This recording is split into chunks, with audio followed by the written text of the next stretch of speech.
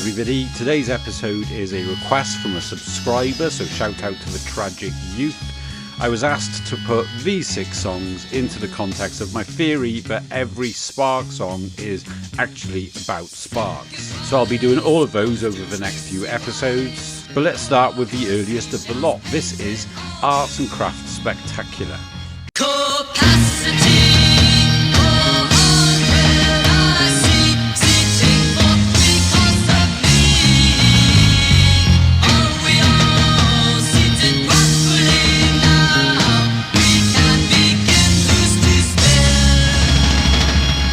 As you can hear, this is vintage Sparks. This was recorded in the late 60s before either of the Halfnelson albums.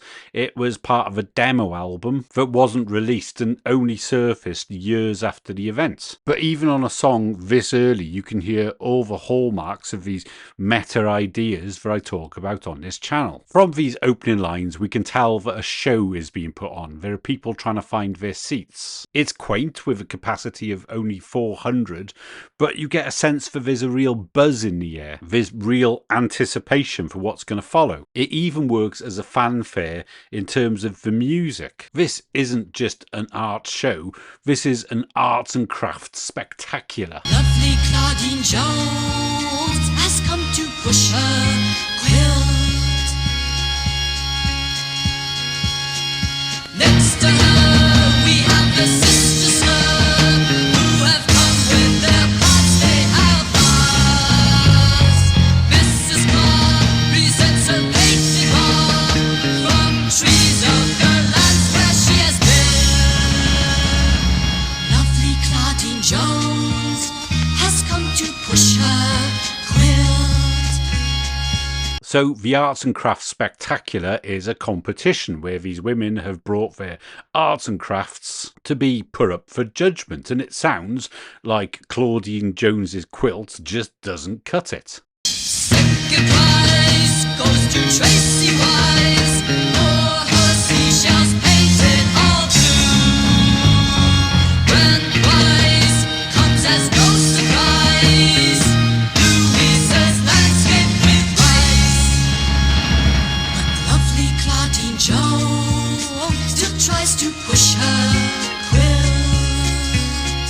Now, all of this sounds like a pretty random thing for somebody to be writing about, particularly a young man in 1960s California, because this is hardly the Beach Boys. But let's assume it's not random, because what's really striking to me is how well this situation lines up with what Halfnelson were actually doing. It's a small room, a seated audience, and a series of slightly eccentric presentations being politely evaluated. This isn't just an arts and crafts fair, it's a near perfect stand-in for an early Sparks performance. Each exhibitor offers something handmade and idiosyncratic. They're hoping it lands, but they know that it might not. And in that sense, the fair doesn't just resemble their world, it quietly is their world. Sparks is an arts and crafts spectacular. And while the term arts and crafts may sound a little demeaning, it's exactly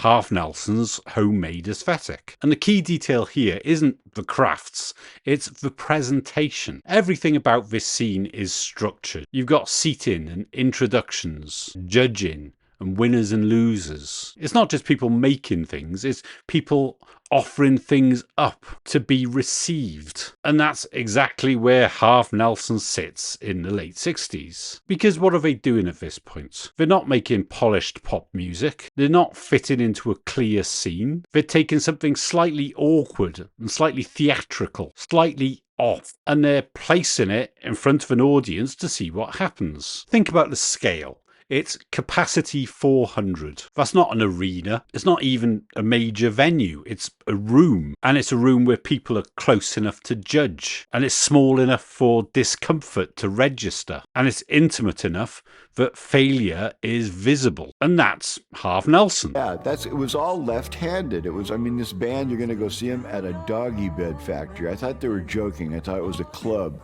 We all sat down in some folding chairs and they put on a whole show. The biggest number, I guess it'd have to be the song Slow Boat. there was a paper mache boat. Russell would sit in this boat and be towed across the floor by the roadie. I got in it as if it was like a Rose Parade float, and I was waving to the audience as the captain of the slow boat.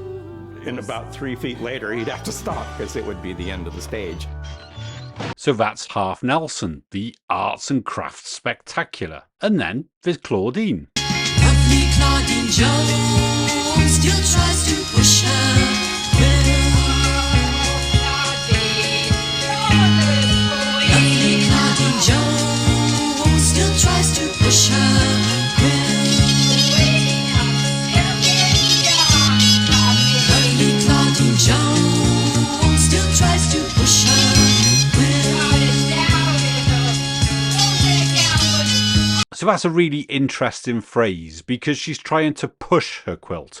She's not passively displaying it. She's actively trying to make it land. She's trying to convince people, trying to make them see it the way that she does. And that's exactly what Halfnelson are doing with their older material. It's unusual structures, it's theatrical delivery, and these tonal shifts that don't quite resolve the way you expect them to. So it's not effortless or invisible. You can feel the push in Halfnelson's music. And critically, she doesn't win. The prize goes to painted seashells and a rice landscape. These are things that are easier to process and easier to categorize, and therefore easier to reward. So what happens? She still tries to push a quilt. And that's a moment where the song tips into something else. Because now it's not a song about a competition, it's a song about persistence in the face of indifference. And if you map that onto Halfnelson, well, they're early, they're unconventional, and they're not immediately rewarded. But they keep going, they keep presenting, they keep refining, and they keep pushing the quilt. And shortly after this, they got a big name producer with Todd Rundgren. And even then, with a studio and a budget and working with real expertise, they chose to replicate this basement tape sound. They chose not to move on to something more polished. And that's true of all of Halfnelson's material. So the Arts and Crafts Fair stops being a quirky setting and becomes something much closer to a safe, miniature version of what it feels like to debut as an artist. It's a controlled environment where everything is on display, everything is judged, and most things are quietly dismissed. And that theatricality is significant because this song isn't written as a slice of life. It's staged and announced and performed. It's true to what Sparks would become, as in it's hyper aware of its audience, it's conscious of presentation, and it's slightly artificial in tone. Almost like they're saying, we're not just making art, we're showing you what it's like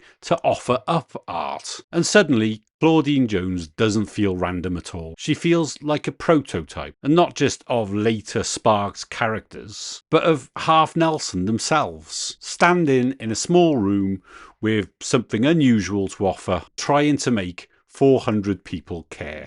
So hopefully you agree that this is just a brilliant idea for a song. It's conceptual, taking the act of making and presenting art and turning that into a song. And this is a concept that they didn't abandon after this song, and it permeates through all of their work. So that is one of the very oldest Spark songs. And what I'm going to do just before signing off is to compare it to the last song that Sparks put out. This is from 2026. It's the Madder EP, and it's a song called They. Can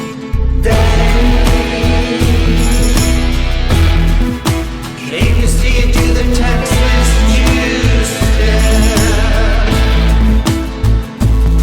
And they came to see the finish line.